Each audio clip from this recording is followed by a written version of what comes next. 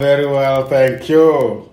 Thank you very much for making time to join me at this Coaching 101 conversations. How is Germany? Germany is doing well as well. Yes, we had a very warm day yesterday. Today it's a little bit more cloudy and it was raining in the morning. But the fact is that the nature definitely also needs some water. But overall, we started in a good weekend. Yeah? Lovely. It's warmer at your end today, so you're no longer wearing a scarf. Very nice and weather today here in Johannesburg, South Africa. We are really doing very well. Let's greet our listeners and start. Ladies and gentlemen, this is COMETSA Radio Africa. My name is Tsima. I'm the CEO and Executive Business Coach at COMETSA GOC International. Feel free to visit our website www.cometsa-goc.com. The mind, the journey, the destiny. We apply our mind to the journey that takes us to our destiny. This is our weekly Coaching 101 conversations. I'm joined by my mentor, Alexander Meyer Auf Der Heyde. Oh man, how do I get that wrong? Alexander Meyer Auf Der Heyde from Liverpool, North Rhine-Westphalia in Germany. That's true. On the River Rhine. How is Liverpool doing? Yes. Greetings to you, Alexander. Well, thank you very much for having me here, Sam. I really appreciate the fact that we can connect also to geographies, to continents, right? So I really like being here. And how is Leverkusen doing? Overall, I think Leverkusen is doing well. They're really enjoying a nice summer. Obviously, impacted a little bit by what is happening in the world.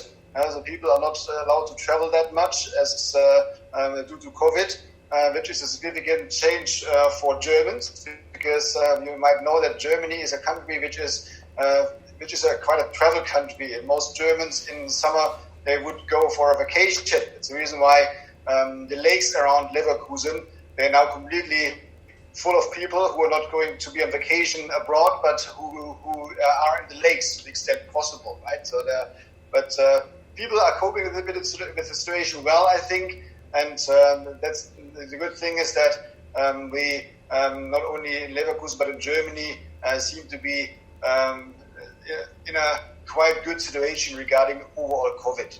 Yeah. Well, that's just one thing that is common across the world these days, and I'm glad that we are coping, and I'm sure it will soon be behind us. I want to thank you for accepting to join me for this prestigious weekly program where coaches talk to each other in the benefit and the interest of the stakeholders in the bigger coaching community, our clients, buyers of coaching services, and any other people who are learning coaching. So that is the whole idea. We inform and educate, we entertain, we develop, we network. And now today we're going to be networking with the whole world across the bridge that is Germany and South Africa. You are the pillar of the bridge that side, I'm the pillar of the bridge this side, but we're reaching out to the whole world. The topic I want us to discuss today is being a coach versus running a coaching enterprise or doing both. How does that topic sound for you for this conversation? It sounds very interesting because I'm one of the individuals doing both, right? I'm a coach and I'm running a coaching business. And that's the reason why it resonates absolutely. And you brought a very nice picture regarding the two pillars, of which one are you and the other one am I. And I think if someone is in a coaching business or running a coaching business, being coached himself or herself, then there's a bridge as well, right? So connecting the two. Absolutely. The picture is something which I anyway like, also in terms of the relationship which a coach has with the coachees, because also there needs to be a bridge of communication. So this bridge is a very beautiful picture, I think, which you brought up. Beautiful, beautiful. And of course, I need to share with our listeners that for me, I feel like I'm talking to two home countries. I live just next to you in Cologne, on the River Rhine, on the other side of the River Rhine, and you are Bayer Leverkusen, I'm FC Cologne. So the Rhine derby is not making us fight. We are demonstrating that people can nevertheless still communicate. Let's get to it. Is this a choice, or is there a clear direction that the coaching sector is following? Well, I think it's a choice which an individual wanting to be active as an executive coach has to make. Maybe it also depends a little bit on the question what kind of skills the individual having to take this decision brings, and how much someone really wants to do certain things. Because in my view, the key differentiators between a coach and someone running a coaching business is really kind of skill related. As a coach, or as an executive coach, as what I am, because I'm specializing on executive coaching for leaders. As an executive coach, it's very important that someone is a good listener, that you always put your client's interest first, that you are highly empathetic, that you follow strong ethical standards, of which one is that you only work in the client's interest. Right? Those are some key aspects of, in my view, what makes a good coach. At the same time, you need to be someone who is able to challenge, who is able to dig deeper into challenges which the client has. You need to be able to give some guidance to the clients. So really depending on the situation. In contrast to that, someone managing a coaching business should have some skills which are going in a different direction. Building and driving a business is something where you need to look much more for at performance, at financials. Obviously, having a much stronger own agenda, because someone setting up and running their own business, certainly, in my view, for good reason, is following own objectives, pushing for business development. Yes. And if you, as an individual, are running a coaching business, at the same time working as an executive coach for clients, those are two different aspects which you need to bring in balance. And I think that someone who is a good coach is not necessarily someone who's a good salesperson, and vice versa. This means that someone who, as a standalone executive coach, would like to build and run a business, needs to be able to bridge, again we are back to the bridge, between those different skill sets, and depending on the situation, might have to apply skills from both of these angles. Here more of this, and there more of this. But this is something where we are talking about individuals who are setting up or running their own business while being executive coaches. And this is something where in many countries, a significant part of the coaching business, how it is defined. Because looking at the coaching market overall, there are different business models which people follow. It can be that someone is a standalone executive coach, business coach, career coach, life coach without any specialization. So which shows that this market is highly heterogeneous. On the other hand, there might be people who as freelance coaches their work and as a platform. They don't market themselves, but someone else is having them in their pool, and so they are just available for as and when the coaching enterprise needs them. Yes, correct. And someone else does the marketing and the sales part. And I know people who are active in coaching the way I do. I'm someone having my own business and I'm doing my own marketing and sales. I know people who don't want to do this at all, and they use a platform to access the market. Correct. Yes. And then there are coaching companies where a small number of executive coaches came together. They try to approach clients the same way, and they therefore are also able to deliver larger coaching programs, which smaller or standalone individuals would not be able to do. and they often also work with a network of executive coaches to enlarge the overall manpower. Now, Alexander, this is very interesting. So that just shows that this can be very broad, it can be big, or it can be small. So you actually have a choice, as you said earlier on. But let me ask you a personal question. We always say that coaching happens in a particular context. And I assume that executive coaching happens in a particular context, and you need to be familiar with that context. Where does Alexander get this experience? What did you do before you became a coach? Maybe just in a few minutes, without really over-elaborating. What type of a background do you have? Where did you work, and what qualifications did you have before you became qualified as a coach? Sure, pleasure. I've been self-employed as an executive coach for more than 4.5 years. And I decided to get into this business after many years in leadership positions myself. But let's start at the very beginning, because it shows that I switched careers several times. Yes. My first education was biology. So I studied microbiology and biochemistry and genetics.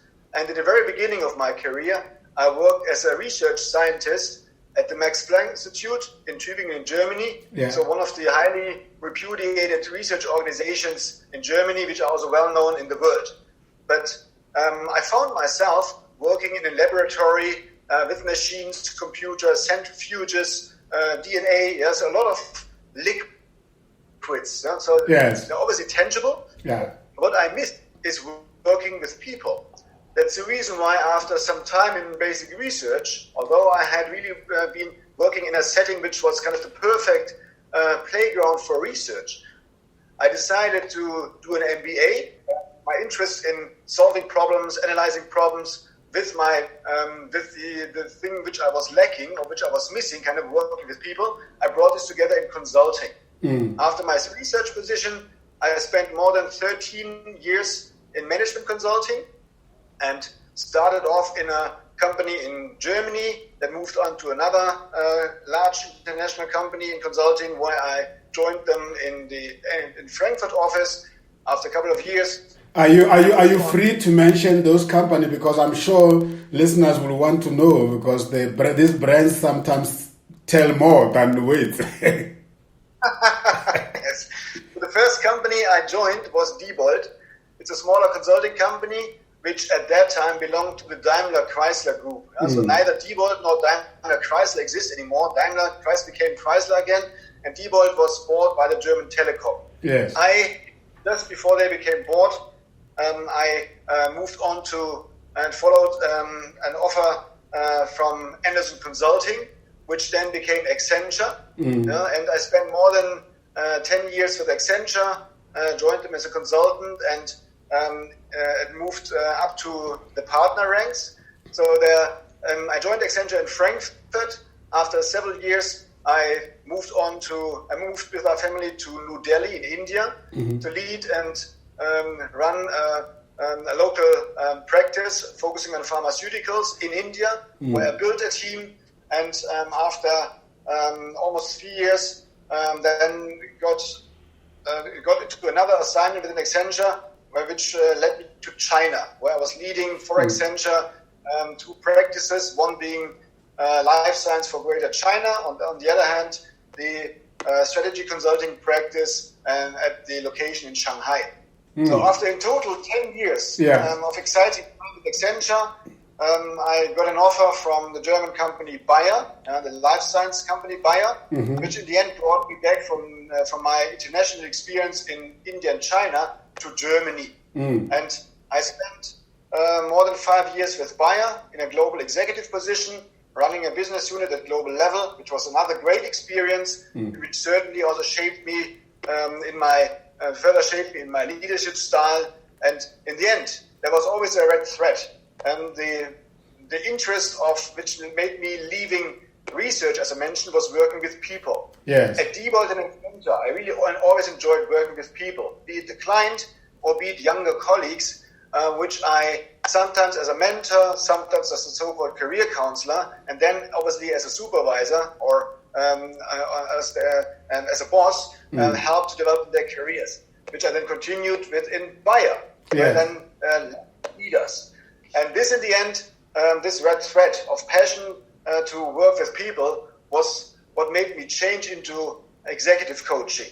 And when I left Bayer in 2015, I decided to go back to business school again. And this is another career switch. And I went to Ashridge in the UK and did my master's in executive coaching, because I thought that in a market which is so undefined like coaching, I wanted to positively differentiate by having a reasonable education, which is why setting up my executive coaching business, I went for this master.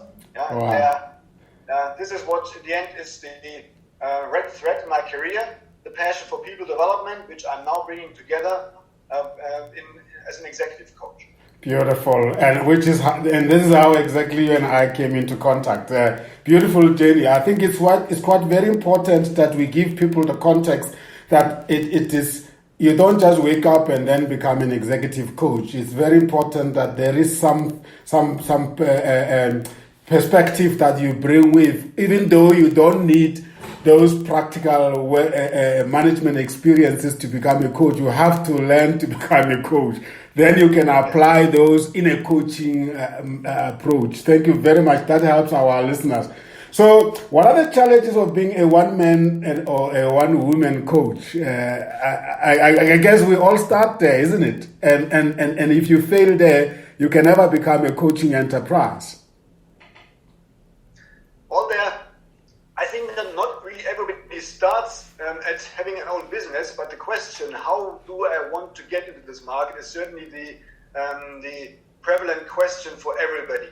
Yeah. Because I think that some people who go for a coaching degree, whether it's a master's in executive coaching, whether it's something else, they seem to be under the impression that as soon as they have their degree, their certification, all of a sudden there will be business, which is certainly not really. That's not the case. Somewhere, and I think that for some people it's easier to start getting into this business by being an associate at one of the platforms, being hired by one of the coaching companies, or third aspect, which I was thinking about when talking about the coaching market, that they join one of the leading executive search firms, of which most have an area which focuses on cultural change, human talent development, and many of them, they also have executive coaching in their portfolio. So those are the areas to get in. Yeah. This is a very important question, and my experience is that there are also people really struggling with this topic, because if you had been in positions where you were not supposed to develop business and then become an executive coach, this is, mind you, Brick's biggest challenge. So as a partner with Accenture, I certainly was able, I learned how to develop service businesses, because I set up service businesses in different countries. That's the reason why I developed these skills, which made it easier for me to, from scratch, develop a coaching business. But I think this is the key thing which some people who try and maybe even struggle are lacking, these skills of how to develop business. Beautiful. Is there a well-researched coaching enterprise model we can recommend to coaches who want to establish a coaching enterprise, or all of us will follow our own models that we create? Because I can imagine, I haven't heard of any university or coaching academy or institution that teaches the business of coaching, the coaching enterprise as a standalone program. They all teach us how to coach, and then they go and coach. It's true. I have exactly the same impression. In my view, neither is there a well-researched business model for that. At least I'm not aware of. There might be one, but I'm not aware of. At the same time, I know that some of the best or most comprehensive coaching programs, they at least cover slightly what is required to develop a coaching business, kind of speaking about what is your value proposition as a coach. But getting into all the details, what you need to do to set up a business, to think about which clients to approach with, by which portfolio, with which offerings, how to do your marketing, how to do you set up your website, down to something like what kind of financial tax considerations you have to do. So I'm not aware of any program doing this in a lot of detail. I often lament the situation where you have a coaching associate that works with you, and when comes the time of transaction in terms of payment and invoices, and then you look at it, the quality of the coaching versus the quality of the paperwork or the process or the system, they just don't go together. And sometimes I find myself actually focusing on that and being distracted by that. And I always say, I wish coaches could just realize that too reflects on who they are. And that speaks to this point, Alexander, that says sometimes the home where coaching is done needs to be to the same level of the quality that you offer. Will you agree with me on that one? Yes, it's in my view a question of the business mindset, yes, professionalism. And in my view, the coaching industry overall is ranging from fully professional to semi-professional, or sometimes even rather low professional, and equipped with a low level of professionalism, absolutely. But maybe it's also because coaching is something, or is an industry, which is not really defined. There are no general standards, maybe given a little bit by coaching federations or associations like the ICF or EMCC, right? So those are the International Coaching Federation or the European Mentoring and Coaching Council, which I just mentioned. They are institutions which try to professionalize. Nevertheless, unlike the psychologists or even law firms, right? So to be a lawyer, to work as a lawyer, to be approved as a lawyer with a professional firm, you need to have studied law. To become a coach or to be active as a coach, you don't have to study at all. You just can call yourself a coach and off you go. And indeed, there are quite a number of such prominent people, I won't mention their names, that indeed they just grew and they're just coaches and they earn more money than you and I. Yes. And because they are very famous and they are celebrity coaches and everybody wants them. That's true. Yeah. And I don't want to say that having a certificate or having studied automatically makes you a good coach. In my view, some of the skills that a good coach requires, either you have them or you don't have them. Yeah? So certainly also empathy is something which can be trained, but not from 0 to 100. You can further increase your level of empathy. Your listening skills is also something which you can train. But a certain mindset which makes you a good coach, you bring.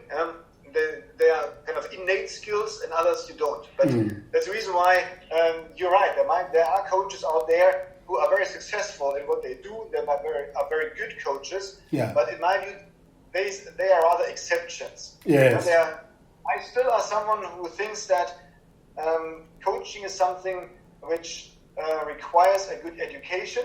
And what I see in my clients is that they increasingly also demand, request, and make it as a prerequisite that the executive coaches have a good education, that they are certified, that they go for regular supervision, certain basic standards which increasingly come into play when large corporations decide which are the executive coaches with which we work.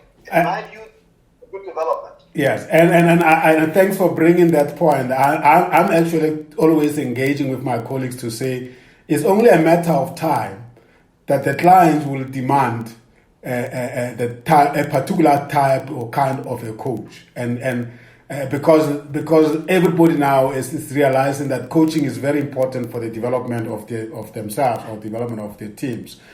Yeah, so this approach where it's like running a London marathon, you just register and then you go and run.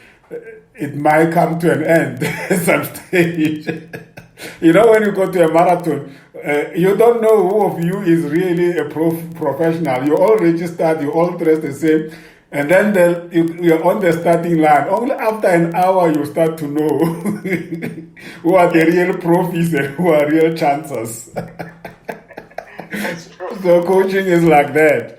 So, but why are there no institutions that are interested in focusing on the coaching enterprise management programs? Because I will, if they had that, I'm sure I would have sent my manager here at COMETSA, Portia, to that. I've had to teach her, and I think right now, I think she can do a great job for so many of us. Well, I think there's nothing maybe specific for setting up a coaching business. There might be programs or courses to set up a business or maybe a service business. I'm not sure whether it makes sense to have a program which is focusing specifically on executive coaching or coaching, given that the coaching market is so broad from all these angles which I discussed. And the business mindset and how to set up a business, in my view, doesn't differ too much between whether I'm setting up an executive coaching business, whether I'm setting up an accounting business, a consulting business. Certainly, those are very different kind of services, but there are certain common denominators which you're required to have if you would like to set up this business. Because in the end, if you would like to establish a business, you still need to have the business mindset. You need to think about segmenting clients, thinking about the offerings you would like to use, thinking about the financials, doing financial planning, doing all the administrative part. Because what you mentioned earlier, yes, in terms of do even invoices or kind of your marketing materials, do they look professional? This business mindset, this level of professionalism doesn't differ between a good executive coaching business, a good law firm, a good consultancy. Yes, correct. This is, in my view, not too different to justify to have a program just for executive coaches. And tell me, Alexander, how do you work with other coaches when you have big projects? How do you go about it? What are the logical steps that one will have to follow? I mean, a number of times you have clients calling for RFPs, and when you look at that, they've got 50 people or 100 people that needs to be trained. You can't do it alone, and then they encourage you to come together or put together coaches. That on its own is like a model of some sort, isn't it? But it's per demand, and it's dictated too by the kind of the client and the level at which coaching is going to happen. Now, I don't think we'll have a one-size-fits-all, but somehow we're at the back of our minds, we need to have a certain element of orientation. Where do I start? Because this can be quite a complex thing. For me, it's a good network and trust and knowing people, because the coaching, given that it's so vaguely defined only what coaching is, a lot of coaches have very different approaches to coaching. And this requires that I know people in different countries, so to be able to also work on international projects where I know on the one hand they apply an executive coaching or cultural change approach which fits to my standards or to my own ambitions and expectations. And this is something where I think it's required that any executive coach who would like to also offer international programs or to his or her clients needs to have such a network. This needs to be built over time. And whether this comes via business schools or kind of programs like you and I, having been on the Average Masters of Executive coaching program or via other networks which you have. Yes. In any case, in my view, this is really a question of knowing people and being able to trust them. Because unlike you really work for the same company or are employed by the same company, where the company would then be the kind of denominator of defining a certain standard. If you work in a network of freelancers or several executive coaches, everybody have their own businesses, might have their own approaches, might have their own quality levels, but I would like to ensure to have one face to the client in terms of ambition, professionalism, approach, etc. That's the reason why I would like to know who are the individuals I work with, how do they work, so how much and how are they available? Yeah? So how is their response time? And how ambitious are they in terms of really going the last mile? So those are things which come down to knowing people and trusting them. So do you spend? So carry on. I, for example, would not select such coaches just by getting on the internet and looking for coaches on LinkedIn. I would always go by my network, and if in case I need someone in a geography where I don't know someone, I would try to identify via my network, is there someone who can recommend someone there? See, that was going to be my next question. Is there value in coaches networking, not for the sake of looking for clients, but networking for the sake of identifying potential associates and potential partners that they could work with intentionally, not just by chance you bump at a coach and then you exchange business cards and they say, maybe we may work together. No, you go there purposefully to say one of the objectives of me attending this particular network is to meet coaches, and in coaches this is what I'm looking for. And if you find them, then you start a relationship building rather than just say, okay, let's talk. I've had situations where sometimes you are under so much pressure that you don't even have time to build a relationship with the people you want to work with. And then comes times where now you have to incentivize each other. Then you start to learn each other's personalities. And at that time, it's so late that you can't actually change anything that could have that perhaps have gone wrong. Even the clients will pick it up that these ones, they just don't know each other and yet they work together, and that's very damaging. Yeah, true. But this is maybe also kind of something which I didn't speak about yet when I spoke about the business mindset of the requirements for someone who's setting up and running an own coaching business. I think there's a certain discipline also required to balance between delivering work and developing your business. Because this network aspect, regularly working on your network, expanding your network, is something which I think is required despite the fact that someone is busy on a large program. Because, as you correctly say, once the program is over, you might have more time to do networking, but then there's nothing which you can work on. It's the reason why this needs to be in a balance. Mm-hmm. And so even when I'm busy on delivering a program for a client, or when I'm busy on working on various coaching clients in parallel, I certainly at the same time should continue developing my business and my relationship network, because relationships is are things which require nurturing on a regular basis, because you can't say, well, I know someone, I didn't speak with him for 5 years, all of a sudden there's the same level of trust there. This is not how in my relationships work. But it's maybe a question, what kind of topics I, with my business, would like to focus on. Because if someone doesn't have this network of coaches, he or she might focus mainly on working with individual clients as in executive coaching. But in this setting, it's very unlikely that this executive coach will be approached by companies for larger programs. If companies know that a certain executive coach has a large network via a company or via just the network, he or she might also get into a request for proposal from those companies when they would like to have delivered a larger program. Beautiful. And just out of interest of mine and of those of the listeners, how is the coaching market in Germany, or how is coaching in general in Germany? is it matured, or is it also just sort of like starting to happen? During my time in Germany, I didn't get the impression that coaching was that big, and that's a while ago. The coaching market has been growing steadily over the last years, and I think it's continuing to grow. And it certainly has matured also in terms of the acceptance. By 5-10 years ago, many companies and many people also were still under the impression that if someone needs a coach, he or she most likely is a bad leader, otherwise he or she would need a coach.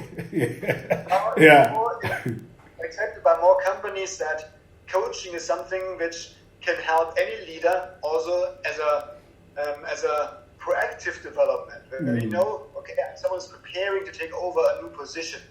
Someone would like to further go as a leader to prepare him or herself for a more senior position. So those are can be coaching assignments or coaching interventions which are accompanying the development of an individual, as opposed to only being kind of a corrective intervention after a bad 360 survey. So I think the acceptance level of coaching in Germany has grown significantly. Still, there are companies and people who are rather reluctant in applying coaching, and I also know people who are very reluctant in admitting that they are working with the coach, because they might consider it as a personal defeat if they admit that they're in public or to friends or colleagues that they're working with a coach. So I think we are not yet where, for example, the UK market is, or where it's kind of normal that executives work with an executive coach. But we are certainly by far more advanced than certain southern European markets where coaching still is very stigmatized, down to the extent that some of my Spanish clients, they would like me to call when I coach them that it's consulting, just to avoid the word coaching, although I'm working on coaching assignments with them.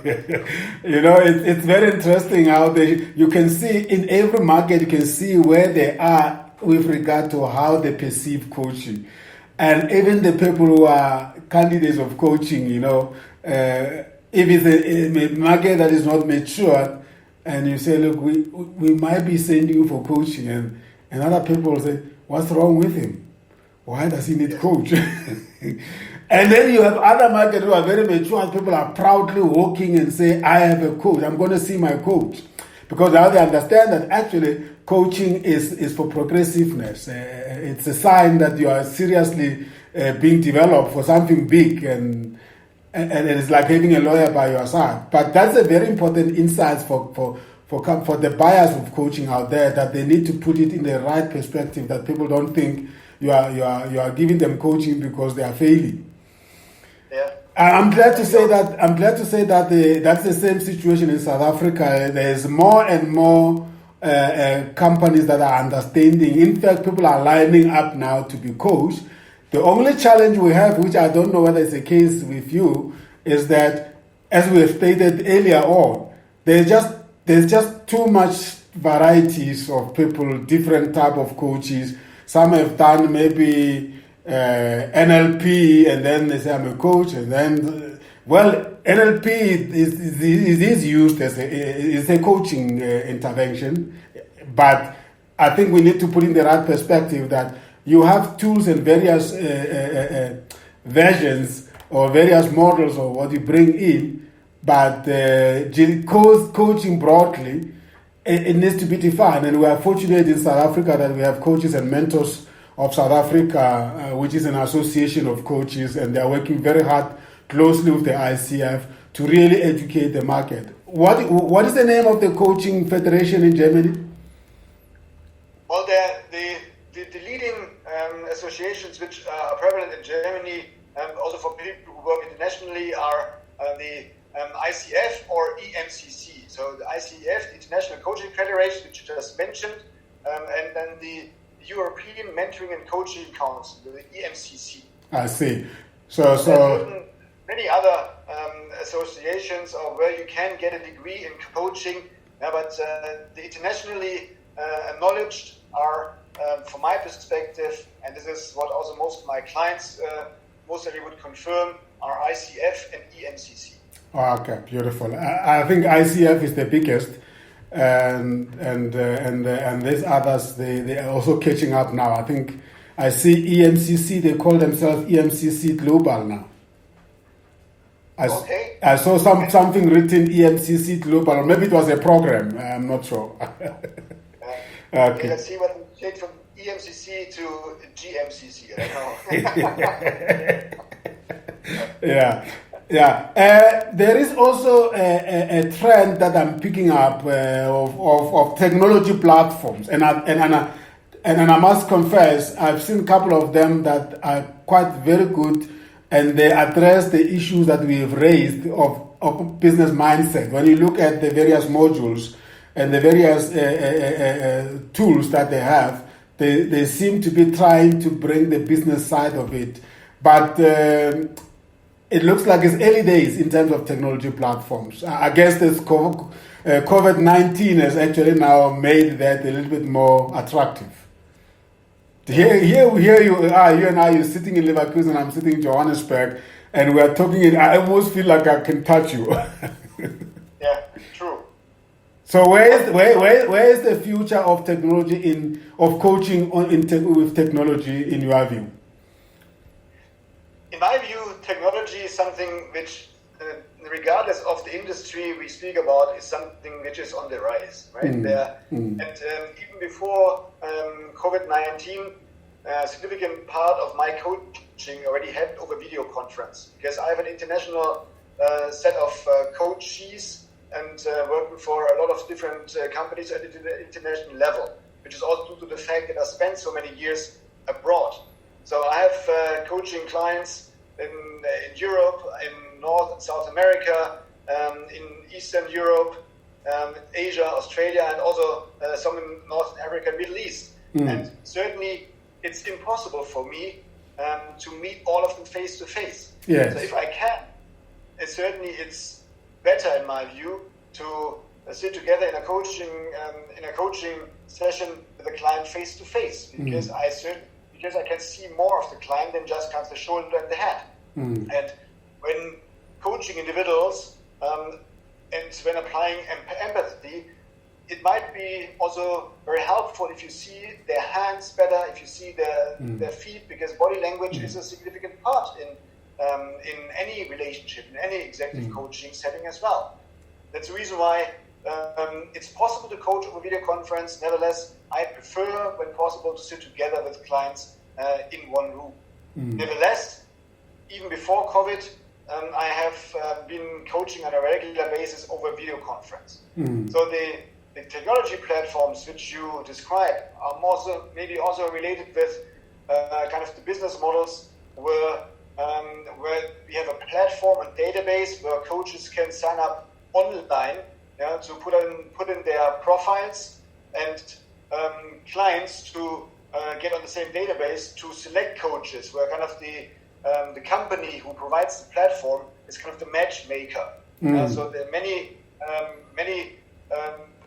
many businesses in coaching are now getting into the market just to make this matchmaking, like in other geographies as well, in other industries. So I've seen it in coaching, I've seen it in consulting, I've seen it in many other industries. Even if you need a carpenter, there is certainly a platform which helps you identifying the individual. But those, in my view, are two very different aspects to technology. So in my view, technology impact which I see on happening in the coaching industry is, on the one hand, that there's much more now happening and accepted over video conference, and certainly there are already people thinking about, can coaching get into artificial intelligence? Will there be a coaching bot in future? So not only because it would eat you into my business, I hope that we won't get that far, because I still like having personal interactions, and many of my clients like this as well. That's the reason why I hope that we as human beings won't get too much into the situation that we are being coached on the relational level or emotional level by machines. So I hope that we will remain individuals in the species who still trusts and relies on human interaction. Good. From an executive business coaching point of view, and also you and I experiencing the executive coaching program at Ashridge, what will you say is the role of psychology in executive coaching? It's a very important one, because if you understand psychological backgrounds between what is happening between two individuals, or if you coach a team, what I'm also doing, about team dynamics, what is happening between several individuals, then it helps you much better to understand why someone might have a challenge. It might help you to understand where to dig deeper. Yeah, so we are getting back to something which goes back in the very early beginnings of psychology. Yeah, so something like transference between what am I triggering in you when we are interacting? What are you triggering in me? Yeah. Or phenomena like transactional analysis, where you think about how is the relationship between two individuals happening? Are they acting at an adult level? Yes. Is someone more parental, pushing someone in a kind of childlike communication perspective? So those are topics which are very important to understand when you get into coaching, because in the end, this was also one of the reasons why I choose the program at Ashridge, which I wanted to have as my education in coaching. Yes. Because analyzing topics, applying something like the GROW model, so where you think about objectives with the client and analyze how you could reach them and what kind of opportunities, etc., are there in the way. And this is something which I think, if given that my own background was in research and then in management consulting, I did a lot of this analysis and defining options, evaluating them. I did before already. But what I wanted to get out of this program at Ashridge was mainly the psychological background, which wasn't something which I had learned before. But I think that if a coach is able to understand that and use it also in coaching, he or she will be much more impactful in coaching. I think coaching without psychological background will be by far less rich than if you have it. Wow, beautiful stuff. And let's talk a little bit about, I'm grateful to this opportunity that Ashridge has provided, that you could have former students like yourself mentoring us. I want us to talk about that, the difference between the mentoring and supervision, just for those who might not be clear on it. I'm getting more educated as I engage with you as my mentor, and I go to supervisions, and I find it quite very, very empowering. And by the way, compliment to you, because after this interaction I had with you 2 days ago, I think you brought the whole relational coaching topic so well to me that I then realized that there was 50% that I was still missing and didn't have. And after our conversation, I even dreamt about it, So let's talk about that. Thank you very much for this feedback. I'm really happy that I was able to help. So comparing mentoring and supervision, maybe it's a little bit comparing mentoring with coaching. Yeah, let's not compare them. Let's share with the listeners what is the role of a mentor, and what is the role of supervision, perhaps. Yes. Because we can't compare them. A mentor, in my view, provides more recommendation, advice, and direction. A supervisor helps, and that's the reason why I brought a comparison with the coach, helps the one being supervised to reflect on the behavior. As executive coaches, we certainly should go to regular supervision. And I'm going to supervision every 2-3 months. Where I, together with my supervisor, reflect on either in a one-on-one situation or maybe in a supervision group on coaching cases I have. It's also kind of some quality control or quality check and assurance. How am I doing as an executive coach? Besides the fact that you try to reflect on, am I regularly applying good practice and what I've learned in my education? But when I'm sitting together with a supervisor, my supervisor will rather do this in a coach to the coach capacity, making me reflect by asking questions, by paraphrasing, by reflecting, by sharing observations. It's by far less you should try that, the kind of recommendation or advice which a mentor typically would bring in. And this is why I try to make this a comparison between a mentor, in my view, often is someone who is more senior, not necessarily in terms of age, but maybe in experience, having done this before. You mentioned that I have the pleasure to act as a mentor to you in the ANAC program at Ashridge. Yes. Because I've gone through this program before. You're experiencing and enjoying it right now. It's the reason why I'm able to share my experience and maybe also give you some pointers what to do and what I experience, and maybe this can be some piece of advice. A supervisor, in maybe sometimes would, but only in very selective cases, would also provide some piece of advice. A supervisor would rather make you reflect on your own behavior and make you come to conclusions and solutions yourself, which a coach would also do to a coachee.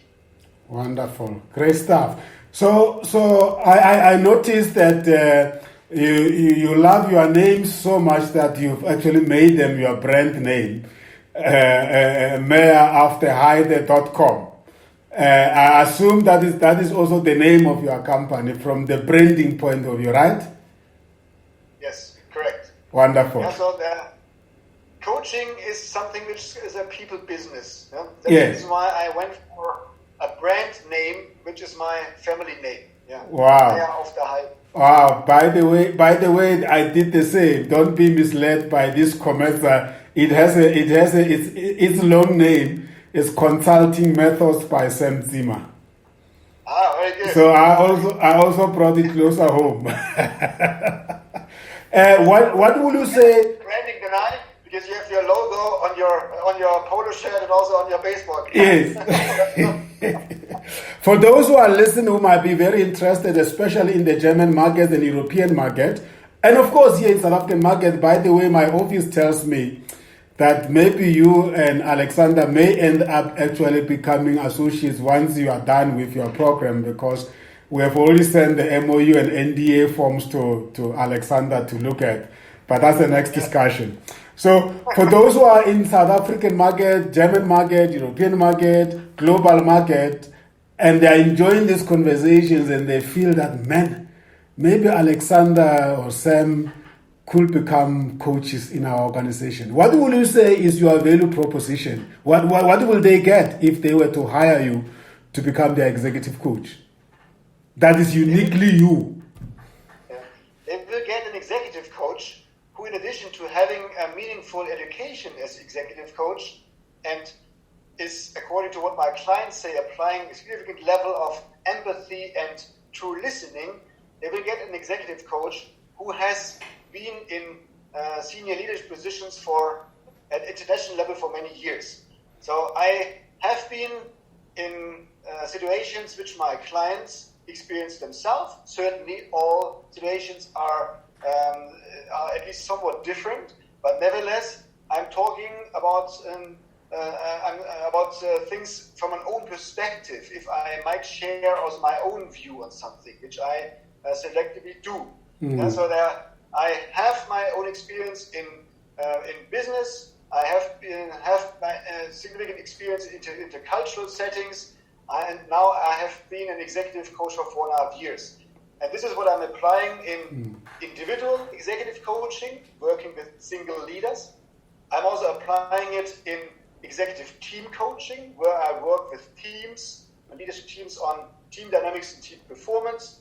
I apply it in what I call executive skill building, working with individuals on their communication style, on their level of empathy, and I'm also applying my own experience from having run and transform businesses at international level in cultural change. So those are the 4 different aspects I'm working on in my business. And as I mentioned, many of the topics my clients experience in their daily business, I've experienced myself, which is what many of my clients appreciate.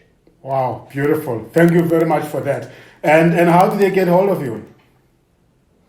Well, easiest is certainly via email or a mobile phone, but I have a web page which you mentioned, and easiest is most likely if they check on the LinkedIn post which we're going to put together after this podcast. Yes. I guess Auf Der Heyde.com.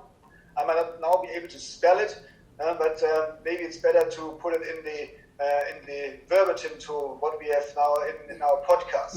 I always simplify it by saying Meyer Auf Der Heyde is a sentence. Let's break it into all its small components. It's first Meyer, which people know as M-E-Y-E-R, and then the next word is Auf, which is A-U-F, and then the next word is Der, which is D-E-R, and then Heyde, H-E-Y-D-E. How is that? And then you put them together, .com.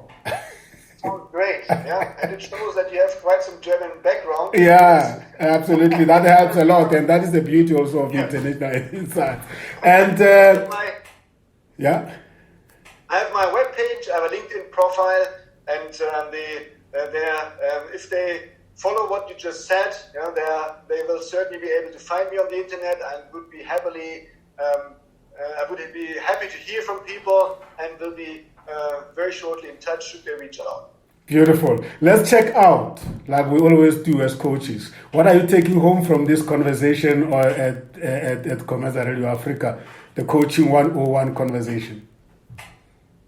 I'm taking this beautiful picture of the bridge home, which I think we have shown and further built, made even more beautiful maybe. I'm taking home that I had a lot of pleasure and joy and energy.